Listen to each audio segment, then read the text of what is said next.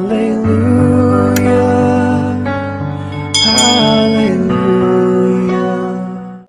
ఉదయకాల సమయంలో దేవుడు అనుగ్రహించి అవకాశాన్ని బట్టి ఆయనకి ఘనత మహిమ కలుగునుగాక. ఆమె చిన్న ప్రార్థన చేసుకుని వాక్యపు ధ్యానంలోనికి వెళ్ళిపోదాం. ప్రేమ దేవుని వల్ల ప్రార్థన చేసుకుందాము. పరలోకమందున్న మా కన్న తండ్రి, నీ పరిశుద్ధమైన శ్రేష్టమైన ఘనమైన నామములకు స్తుతులు స్తోత్రములు తండ్రి. దేవా, ఉదయకాలం మొదలుకొని సాయంకాలం వరకు, సాయంకాలం మొదలుకొని ఉదయకాలం వరకు ప్రతిరోజు ప్రతి నిమిషము మీరు మమ్మల్ని కాపాడుతున్న విధానాన్ని బట్టి మీకు స్తుతులు స్తోత్రములు చెల్లిస్తూ ఉన్నారు తండ్రి. ఇదిగో దేవా, ఈరోజు నీ పాద సన్నిధిలో ఉదయకాలమునే లేచి ప్రార్థించుటకును ఈ వాక్యమును ధ్యానించుటకును మీరు మాకు ఇచ్చిన గొప్ప అవకాశాన్ని బట్టి వందనములు తండ్రి. రాత్రికాల సమయం అంతా కూడా చక్కటి నిద్రను అనుగ్రహించి వారికి ఉదయకాల సమయాన్ని మాకు అనుగ్రహించినందుకు వందనాలు నాయన. అలాగే తండ్రి, క్రీస్తు స్వర ప్రార్థన గ్రూపులో ఉన్న ఆత్మీయ అక్కలు, చెల్లెళ్ళు, అన్నయ్యల, తమ్ముళ్ళు అందరినీ జ్ఞాపకం చేసుకోండి. ఎక్కువసాముని దేవుని వాక్య ధ్యాన పరిచర్యలో ఉన్న సహోదరి సహోదరులందరినీ జ్ఞాపకం చేసుకోండి. అలాగే మహిమగల క్రీస్తు ప్రార్థన మందిరంలో ఉన్న ప్రతి ఒక్కరిని కూడా మీరు జ్ఞాపకం చేసుకుని, అలాగే ఎవరైతే నీ యొక్క సత్యవాక్యము సరిగా విభజించి ఉపదేశిస్తూ ఆయన చెప్పడమే కాకుండా వాటి ప్రకారం బ్రతుకుతున్నారో వారందరినీ కూడా దీవించండి, ఆశీర్వదించండి. ఉన్నతమైన మహాలోకానికి తండ్రి తీసుకెళ్ళడానికి తండ్రి నాయన మీరే మమ్మల్ని తండ్రి నడిపించమని ప్రార్థిస్తూ ఉన్నాను తండ్రి. అలాగే నాయన ఈరోజు ఆయన ఆహారం లేనట్టు వారికి తండ్రి మీరే ఎవరెవరు ప్రేరేపించి ఆహారాన్ని పెట్టించండి తండ్రి. నాయన ఎన్నో ఇబ్బందులతో హాస్పిటల్లో ఉంటున్న వారిని జ్ఞాపకం చేసుకోండి, వారికి నీ సహాయాన్ని పంపించండి తండ్రి. అలాగే తండ్రి నాయన సమస్యలతో, బాధలతో, రోగాలతో, అప్పుడు బాధలతో, ఇబ్బందులతో కుట్టుమిల్లాడుతున్న ప్రతి ఒక్కరితో కూడా మీరు మాట్లాడి బలపరిచి స్థిరపరచమని మా కొడుకుతంలో రాని ఉన్న యేసుక్రీస్తు వరకు నీ నామమున ఈ ప్రార్థన మనం అడిగి వేడుకొనిచున్నాము తండ్రి. ఆమేన్, ఆమేన్. అందరికీ వందనాలండి. అలాగే మరొకసారి దేవుడు ఇట్టి రీతిగా మనల్ని ఆయన పాద సన్నిధిలో ఉండుటకు ఆయన ఇచ్చిన గొప్ప అవకాశాన్ని బట్టి ఆయనకే ఘనత మహిమ కలుగునుగాక. ఆమేన్. ప్రియ సహోదరి సహోదరులారా, ఈరోజు ఈ లోకంలో ప్రతి చోట కూడా ఈ రాష్ట్రంలోనే కాదు, ఈ దేశంలోనే కాదు, ప్రపంచవ్యాప్తంగా ఎక్కువ శాతం చాలా దారుణమైన స్థితికి వెళ్ళిపోతున్న వారెవరనంటే యవ్వనస్తులు. ప్రతి చోట అత్యాచారాలు, ప్రతి చోట బలాత్కారాలు, ప్రతి చోట కూడా దేవునికి అయిష్టమైన కార్యాలు జరుగుతూ ఉన్నాయి. ఎందుకు అలా జరుగుతున్నాయి అని మనం జాగ్రత్తగా ఆలోచిస్తే ప్రేమ దేవుని వలన అపవాదిగాడు విజృంభిస్తున్నాడు. ఎవరు వాడికి దొరుకుతారా, ఎవడు దేవుని వాక్యానికి లోబడకుండా దేవుని వాక్యములు ఉన్నామని నటిస్తూ ఉన్న వారిని వాడు వెతుకుతూ లాగేసుకుంటాడు. దేవుని వాక్యం ఎరగరంటి వారిని కూడా అనేకమైన ఆశలు పెట్టి, వారికి అనేకమైన కోరికలు పెట్టి వారిని కూడా వాడి వైపుకు లాక్కుని వాళ్ళ చేత పాపాలు చేస్తూ ఉంటాడు. ఎందుకంటే ఎవడైతే పాపం చేస్తాడో, ఎవడైతే పాపం ఊపిలో పడిపోతాడో వారిని రక్షించడానికి ప్రియకుమారుడైన యేసుక్రీస్తు ప్రభువారు అద్వితీయుడు, ఆశ్చర్యకరుడు, ఉన్నతమైన లోకాన్ని విడిచిపెట్టి భూమి మీదకి వచ్చాడు. ప్రేమ దేవుని వల్ల మన పాపాలను కడగడానికి, మన పాపాన్ని తీసివేసి మనం పవిత్రులుగా చేయడానికి. అయితే అది గుర్తెరగని కొంతమంది, మీ పాపలు ఏంటి, మాకు పాపం ఎలా వస్తుంది, మీ పాపం అనేది ఆలోచించాం కదా అని వ్యతిరేకించేవారు కొంతమంది ఉంటే, ఆయన రక్తంలో కడగబడిన తర్వాత కూడా మళ్ళీ పాపం చేస్తూ మళ్ళీ దేవునికి వ్యతిరేకంగా బ్రతికేవారు మరికొంతమంది. అంటే వీళ్ళందరినీ కూడా ఎవరు టార్గెట్ చేస్తున్నాడు అంటే అపవాది. అపవాది గారు ప్రతి ఒక్కరిని టార్గెట్ చేస్తాడు. ఈరోజు దేవుడి పనులు గొప్పగా కొనసాగుతున్న నా సహోదరి సహోదరులు చాలామంది ఉన్నారు. ఎక్కువ ప్రార్థన చేసుకుంటూ, ఎక్కువ ప్రార్థనలో గొప్పగా ముందు కొనసాగుతున్న బిడ్డలు చాలామంది ఉన్నారు. వారందరినీ కూడా ప్రార్థన అనే ఆ శక్తి నుంచి తీసేయాలని, ప్రార్థన అనే బలం వాళ్ళకు ఉండకూడదని వాడు ఎన్నో ప్రయత్నాలు చేస్తూ ఉన్నాడు. ప్రేమ దేవుని వల్ల ఎన్నో వాడు పెట్టే ఆలోచన కానివ్వండి, వాడు పెట్టే గిరిగిరిలు కానివ్వండి, అంటే వాడు నిలకడగా ప్రార్థన చేసుకునేవాడు ఏదో ఒక సమస్య పెడుతూ ఉంటాడు, లేదా ఏదో ఒక కష్టాన్ని నేను తీసుకురావాలని ప్రయత్నం చేస్తూ ఉంటాడు, లేదా ఏదో ఒక వెర నీకు బాగా ఇష్టమైనది వాడికి తెలుసు కాబట్టి అది దేవుని దగ్గర నువ్వు వెళ్లకుండా, ఆదివారం సన్నిధికి రాకుండా, శుక్రవారం ప్రార్థనకు రాకుండా, ప్రతిరోజు వచ్చి నీ దగ్గరలో ఉన్న మందిరానికి వెళ్ళి ప్రార్థన చేసుకోకుండా ఆటంకాలు పెడుతూ ఉంటాడు. ఈరోజు ప్రపంచవ్యాప్తంగా యవ్వనస్తులు ఎక్కువగా పాడైపోతున్నారంటే కారణం ఏంటంటే దేవుని వాక్యము వారి యొక్క హృదయాల్లో లేదు, దేవుని వాక్యానికి వారి చెవిని ఇవ్వట్లేదు. కాబట్టి మీరు మీ దేవుని వల్ల ముఖ్యంగా తల్లిదండ్రులు మీ బిడ్డల విషయమై వాళ్ళు మొరటవారుగా ఉన్నారా, లేదా వారు నిన్ను ఇబ్బంది పెట్టే రకంగా మారిపోయారా, శరీరవ్యసనాలకి బానిసైపోయారా, ఇంకా చాలా ఉన్నాయి కదా లోకంలో, అటువైపు తిరుగుతూ ఉన్నారా, అనేకమైన వాటి వైపు పిచ్చి పెట్టినట్టుగా పిచ్చి పట్టినట్టుగా తిరుగుతున్నారా, తల్లిదండ్రులు పట్టించుకోకుండా ఉన్నారా, బాధ్యతలు మర్చిపోయారా? నేను చెప్తున్నాను తల్లిదండ్రులకి, మీకు వాళ్ళను మార్చడానికి ఒక మందు ఉంది, వాళ్ళను మార్చడానికి మన దగ్గర ఒక మందు ఉంది. ఏంటే మందు అంటే విలాప వాక్యాల్లో దేవుడు మాట్లాడుతూ అంటాడు, నీ పిల్లల కొరకు నువ్వు లేయు మొదటి జాములు లేచి ఏం చేయాలి? ప్రార్థన చేయాలి. ఉందా అంటే ఓకే. ఈరోజు యవ్వనస్తులు పాడైపోతున్నారని అంటే వాళ్ళ బాధ్యత మన తల్లిదండ్రులుగా మన మీద ఉంది. వాళ్ళ కొరకు మొదలు లేచి ప్రార్థన చేయాలట. ఇంకా చెప్తాను, నేను ప్రతిరోజు కూడా వాళ్ళ కొరకు ప్రార్థన చేస్తూ ఉంటాను. నీ బిడ్డల కొరకే కాదు, అనేక మంది తల్లిదండ్రుల యొక్క బిడ్డలు చాలా మంది ఉన్నారు.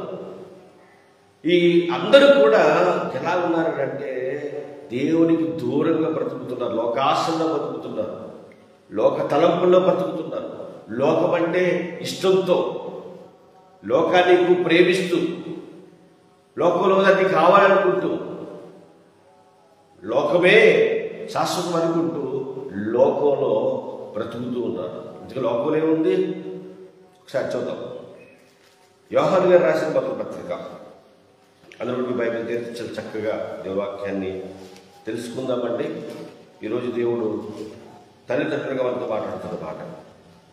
యోహాను గారు రాసిన ఆ మొదటి పత్రిక 2వ అధ్యాయము, యోహాను గారు రాసిన మొదటి పత్రిక 2వ అధ్యాయము 15వ వచనము దగ్గర నుండి ఇలా రాయబడింది. ఏమని రాయబడింది ఒక్కసారి మనం జాగ్రత్తగా పరిశీలన చేయగలిగితే ప్రేమ దేవుని వల్లరా, యోహాను గారు రాసిన మొదటి పత్రిక 2వ అధ్యాయము 15వ వచనంలో, ఈ లోకమునైనను లోకములో ఉన్న వాటినైనను ప్రేమింపకుడి, ఎవడైనను లోకమును ప్రేమించిన ఎడల. చూడండి, చాలా జాగ్రత్తగా ఈ మాటను అండర్లైన్ చేయండి. ఎందుకంటే ఈరోజు ఈ వాక్యం వింటున్న మనమే ఈ రాయబడిన మాటల్లో ఉన్న ఆ మాట ప్రకారం బతుకుతున్నామేమో. అంటే అక్కడ ఆ సందర్భాన్ని బట్టి లోకాన్ని ప్రేమించద్దు అంటున్నాడు, మన లోకాన్ని ప్రేమిస్తున్నామేమో.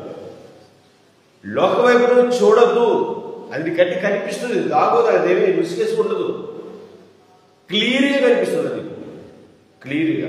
కానీ నువ్వు దాన్ని పట్టించుకోకు. చూడండి ఎంత గొప్పగా మాట్లాడుతున్నాడు. ప్రేమింపకుడి, ఎవడైనా లోకమును ప్రేమించిన తండ్రి ప్రేమ వాడిలో ఉండదు. నెక్స్ట్, లోకములో ఉన్నదంతయు అనగా శరీరాశయు, నేత్రాశయు, జీవముడమును తండ్రి వలన పుట్టినవి కావు, అవి లోక సంబంధమైనవి. లోకమును దాని ఆశయు గతించిపోవును, కానీ దేవుని చిత్తమును జరిగించువాడు నిరంతరము నిలుచును. మంచి పాయింట్ మనతో దేవుడు మాట్లాడుతూ ఉన్నాడు. ఇదిగో లోకంలో ఉన్నదంతా శరీరాశ, నేత్రాశ, జీవపుటము. ఇప్పుడు దానికి కరెక్ట్గా అయిపోతున్నారు చాలా మంది అండి. దానికి కరెక్ట్ అయిపోయి దేవుడు వదిలేస్తున్నారు, లోకాన్ని పట్టేసుకుంటున్నారు. లోకంలోనే గొప్ప ఉంది, లోకంలోనే ఆనందం ఉంది, లోకంలోనే సంతోషం ఉంది అన్న ఆలోచనతో దేవునికి దూరం అయిపోతున్నారు, లోకానికి దగ్గర అయిపోతున్నారు. దేవుడు వల్ల చాలా జాగ్రత్తగా ఆలోచించండి. చాలా జాగ్రత్తగా మనం వేసే ప్రతి అడుగు, మనం మాట్లాడే ప్రతి మాట ఎలా ఉందో ప్రతిరోజు పరిశీలన చేసుకోవాలి ప్రేమ దేవుని వాళ్ళు. ఎందుకంటే మనము దేవుని పిల్లలము, మనము దేవుణ్ణి ధరించుకున్నాం, మనము క్రీస్తుని ధరించుకున్నాం ప్రేమ దేవుని వాళ్ళ.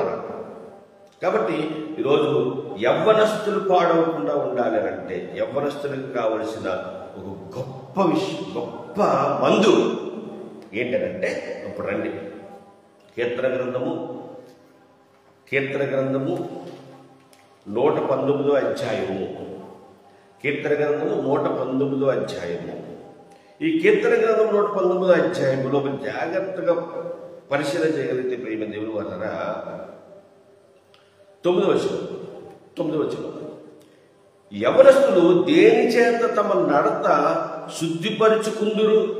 యవనస్తులలో చాలా మంది పాడైపోతున్నారు అని అంటే, చాలా మంది లోక ఆకర్షణకు లొంగిపోయి, లోకాశలకు లొంగిపోయి, లోకాన్నే ప్రేమిస్తూ ఇదే శాశ్వతం అనుకుంటూ ఒక దారుణమైన స్థితిలో తిరుగుతున్న యవ్వనస్తులు మన కంటికి చాలా మంది కనిపిస్తూ ఉంటారు. మన కంటికి చాలా మంది కనిపిస్తూ ఉంటారు, పాడైపోయి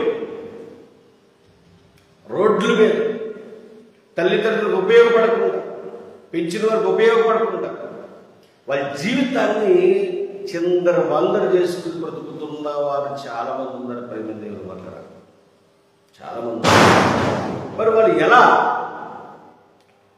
ఎలా లైన్ అవ్వగలరు, ఎలా బాగుపడగలరు? క్యాన్సర్ వచ్చిన వరకు ఒక మందు ఇప్పుడు రోజు బతకడానికి,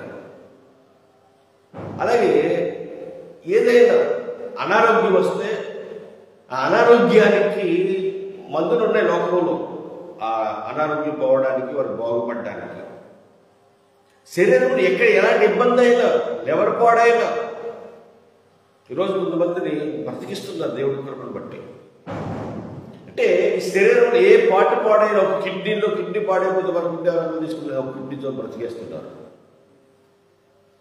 ఏమండి? కానీ హృదయం పాడైపోయింది, హృదయం అంతా చీకటితో ఉండిపోయింది. చాలా మంది యవ్వనస్తుల యొక్క పరిస్థితి ఇలాగే ఉంది ప్రేమ దేవుని వల్ల. ఇలాగే ఉంది. ఇలా ఉన్న యవ్వనస్తులందరూ కూడా మంచి మార్గంలోనికి రావాలి అంటే తల్లిదండ్రులుగా మనకి పట్టుదల ఉండాలి. పిల్లలకు పదే పదే దేవుని వాక్యం ఎలా పరిచయం చేయాలి, ఎలా దేవుని తీసుకురావాలి, ఎలా ఈ మంచి మాటలు చెప్పాలి అన్న ఒక ఆతృత తల్లిదండ్రులుగా ఉండాలి ప్రేమ దేవుని వల్ల. మనం చిన్న చిన్న వాటికే మరి ఇలా అయిపోయి వదిలేస్తూ ఉంటాం మనం.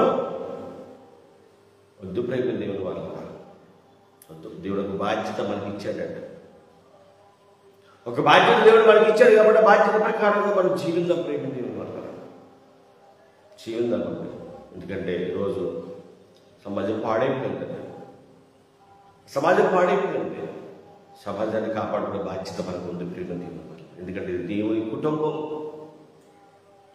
ఆ యవ్వనస్తులు బాగుపడాలంటే, యవ్వనస్తులు మంచి మార్గంలో రావాలంటే ఇక్కడ అంటున్నాడు, యవ్వనస్తులు దేని చేత తమ నడతలు శుద్ధిపరుచుకుంటారు, నీ వాక్యమును బట్టి దాన్ని జాగ్రత్తగా చూచుకునుడు చేతనే కదా.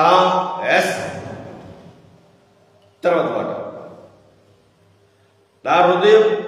నా పూర్ణ హృదయముతో నిన్ను వెతికి ఉన్నాము, నన్ను నీ ఆజ్ఞలు విడిచి తిరగనీయకము. ఇప్పుడైతే మనం దేవుని వాక్యాన్ని కొంచెం ఎవరైతే చెడు మార్గాల్లో ఉన్నారో వారికి మనం అందివ్వగలుగుతామో వారి హృదయ మార్గం. కొంతమందికి నువ్వు ఎత్తెక్కించినా కూడా ఎక్కడికి పోవచ్చు కానీ భయపడి మనం ప్రార్థన చేయడం వరకు మన బాధ్యత కరవలంత దేవుని చేతిలో ఉంటుంది. వాళ్ళకి వాక్యం చెప్పే వరకు వాళ్ళ బాధ్యత చెప్పాలి. చాలా మంది అవగొలుస్తారండి వాళ్ళ జీవితాన్ని, దేవుడిచ్చిన ఆయుష్ను వారు మధ్యలోనే ఆవేశకుంటున్నారు. దేవుని చిత్త ప్రకారంగా వాళ్ళు మరణం ఉన్నట్టు వాళ్ళ చిత్త ప్రకారంగా వాళ్ళు చేసిన పొరపాటుకి, వాళ్ళు చేసిన తప్పుకి ప్రాణాలు కోల్పోతున్నారండి. ప్రియ సహోదరి సహోదరులు, ఒకసారి మీరు ఆలోచించండి. యవ్వనస్తులు బాగుపడాలి అని అంటే వాళ్ళకి వాక్యాన్ని అందించాలి. వాక్యాన్ని అందించాలంటే వాక్యాన్ని అందించే ఒక మనసు మనకు ఉండాలి. ఈరోజు దేవుడు నీతో నాతో మాట్లాడుతున్నాడు. నీకు నాకు బాధ్యత అప్పగించిన బాధ్యత ఏంటి అనంటే అనేకుల కొరకు ప్రార్థన చేయడం. ప్రేమ దేవుని వల్ల అనేకుల కొరకు ప్రార్థన చేయడం. అనేకుల సమస్యలు ఉన్నా, బాధలు ఉన్నా, ఇబ్బందులు ఉన్నా వెళ్ళి వాళ్ళని వాదార్చే గొప్ప బాధ్యత దేవుడికి ఇచ్చాడు సంగతి మర్చిపోవద్దు. ప్రేమ దేవుని వల్ల దేవుడు బాధ్యతలకు ఇచ్చాడు సంగతి మర్చిపోవద్దు. వాళ్ళని ఏలనగా చూడద్దు. ఎవరైనా సమస్యలు ఉంటే ఏలనగా చూడద్దు. వాళ్ళ కొరకు ప్రార్థన చేయి. ఆ ప్రార్థన చేయగలిగే ఆ బాధ్యత, ప్రార్థన చేసే ఒక గొప్ప అవకాశం దేవుడికి ఇచ్చాడు. మీ దగ్గర నువ్వు ఏమి ఇచ్చినా ఇవ్వకపోయినా ప్రార్థన చేస్తే అది గొప్ప సహాయం అవుతుంది. ప్రేమ దేవుని వల్ల అప్పుడు వాళ్ళకు నువ్వు చేయగలిగిన సహాయం చేయడానికి దేవుడు నీకు ప్రేరేపణిస్తాడు. నీకు సహాయం పంపిస్తాడు దేవుడు. అప్పుడు వాళ్ళకి నువ్వు ఆ సహాయాన్ని ఇవ్వగలుగుతావు. ప్రేమ దేవుని వల్ల చాలా జాగ్రత్తగా ఆలోచించండి. మీరు దేవుని మందిరాన్ని విడిచిపెట్టద్దు. ప్రేమ దేవుని వల్ల దేవుని మందిరంలో గొప్ప సమాధానం ఉంది. దేవుని మందిరంలో నెమ్మది ఉంది. అది తెలియకే చాలా మంది ఈరోజు లోక ఆశల్లో పడిపోతున్నారు, లోక తలంపులో పడిపోతున్నారు. ప్రేమ దేవుని వల్ల వద్దు వద్దు. యవ్వనస్తులు మారుతామంటే యవ్వనస్తులు దేవుని చాలా బాధపడుతున్నారు. ప్రేమ దేవుని వల్ల యవ్వనస్తులు దేవుని చాలా ఇబ్బంది పెడుతున్నారు. ప్రేమ దేవుని వల్ల ఏడుపు వస్తుంది ఎవరికి? దేవునికి. ఎవరి వల్ల? నీ వల్లే. నువ్వు చేసే పొరపాటు వల్లే. ఎందుకు దేవుని నిర్లక్ష్య పెడుతున్నావు? ఎందుకు దేవుని నువ్వు బాధ పెడుతున్నావు? ఎందుకు దేవుని వదిలేసి లోకంలో తిరుగుతున్నావు? ఒక్కసారి ఆలోచించిన సహోదరి సహోదరుడ, దేవుడు నీ గురించి బాధపడుతున్నాడు. దేవుడు నీ గురించి ఏడుస్తున్నాడు. దేవుడు నీ గురించి కన్నీరు పెడుతున్నాడు. రాకుమారుడని చేతులు చాపుతున్నాడు. నువ్వేమో వస్తాను టైం ఉందని అంటున్నావు. వద్దు. టైము సమయం అనేది ఎప్పుడు ఎలా ఉంటుందో మనకి తెలియదు. ఏ సమయంలో ఏం జరుగుతుందో మనకు తెలియదు. కాబట్టి నేడే దేవుని సన్నిధి విడిచిపెట్టకుండా దేవుని సన్నిధి రావాలని ఒక నిర్ణయం తీసుకో. ఎవరైతే వాక్యము వినడానికి తర్వాత వింటారో వారందరితో కూడా దేవుడు మాట్లాడుతున్న మాట, నువ్వు దేవుని దూరంగా ఉన్నావేమో, దేవునికి దూరం అయిపోతున్నావేమో, అపవాదాన్ని దూరం చేస్తున్నాడేమో, అది ఉంది, ఇది ఉంది, అది చెయ్యాలి, ఇది చెయ్యాలి అని నువ్వు దేవుని దూరం అయిపోతున్నావేమో, లోకానికి దగ్గర అయిపోతున్నావు. నా ప్రియ సహోదరి సహోదరుడా, నువ్వు ఉదయాన్నే లేవగలుగుతున్నావంటే దానికి కారణం దేవుడు. నువ్వు నడవగలుగుతున్నావంటే, నువ్వు గాలి పీల్చగలుగుతున్నావంటే, ముడుపుట్ల ఆహారం తిరగలుగుతున్నావంటే నీదే లేదు. ఇందులో నీ కష్టపడుతున్నాను కాబట్టి అని తింటున్నాను అంటే దేవుడు అంటాడు, ఒక్కసారి నీ యొక్క గాలి నీకు ఇచ్చే గాలి ఆపేస్తే ఏ పని చేయగలవు? అవి లేదండి ఆక్సిజన్ పెడతారంటే పెట్టుకుంటారంటే బతికేస్తారంటే గంటకి 2000, 3000, 4000 దేవుడిచ్చే గాలిని బట్టి మనం బ్రతుకుతున్నాం. ఆయన మనం కాపాడుతున్నాడు కాబట్టి మన బ్రతుకు ఎవరికి మహిమార్థంగా ఉండాలి? దేవుడికి మహిమార్థంగా ఉండాలి. ప్రేమ దేవుని వల్ల ఈరోజు దేవుడు నీతో నాతో మాట్లాడడానికి ఒక బాధ్యత ఉంది. ఆ బాధ్యత ఏంటి తెలుసుకో. ఆ బాధ్యతను ఎరిగి ప్రవర్తించు. దేవుడు నిన్ను నీ కుటుంబాన్ని దీవించి ఆశీర్వదించుగాక. ఆమేన్. రేపు ఉదయకాల సమయంలో మన దేవుని వాక్యాన్ని ధ్యానంగా ప్రార్థన. పరలోకమున్న మా కన్న తండ్రి, నీ పరిశుద్ధమైన శ్రేష్టమైన ఘనమైన నామములకు స్తుతులు స్తోత్రములు. దేవా తండ్రి, ఇదిగో నా ఇంతవరకు మీరు మాతో మాట్లాడి హెచ్చరించారు తండ్రి. నిజమే నాయన, మాకు బాధ్యత ఇచ్చారు. ఆ బాధ్యతను నిర్లక్ష్య పెట్టి తండ్రి లోకాశలకు పోయి లోకంలో ఉన్న వాటి వైపు చూస్తున్నావు. దయతో మనం క్షమించండి దేవా. నీతో నాయన, నీతో గడిపే భాగ్యం అందరికీ, ఎవరైతే వాక్యము వింటారో ప్రతి ఒక్కరికి దయచేయమని. అలాగే తండ్రి, ఈరోజు వల్ల ఉదయం లేచి ఎవరి పని వాళ్ళు చేసుకోవడానికి బయటకు వెళ్తూ ఉండగా మీరు తోడుకుండా పనులన్నింటిలో తోడుగుడు గొప్పగా మీరు నడిపించమని. ఆకలితో ఉన్న వారికి ఆహారం పెట్టేవారిని మీరు దీవించండి. ఎంతమంది అయితే ఆకలితో ఉంటున్నారో వారందరికీ తండ్రి నాయన నీ సహాయం పంపించి వారి ఆకలి తీర్చమని ప్రార్థిస్తూ మా ప్రభుత్వంలో రాని యేసుక్రీస్తు వరకు నీ నామములో ఈ ప్రార్థన మనం అడిగి వేడుకొని చున్నాము తండ్రి. ఆమేన్. తండ్రి దేవుని ప్రేమయు కుమారుడైన యేసుక్రీస్తు ప్రభువారి కృపయు పరిశుద్ధాత్మనందు సహవాసం ఎప్పుడును ఎల్లప్పుడూ సదాకాలము తోడై నడిపించునుగాక. ఆమేన్ ఆమేన్. అందరికి వందనాలండి. అలాగే రేపు ఉదయకాల సమయంలో మనం కలుసుకుందాము. God bless you all.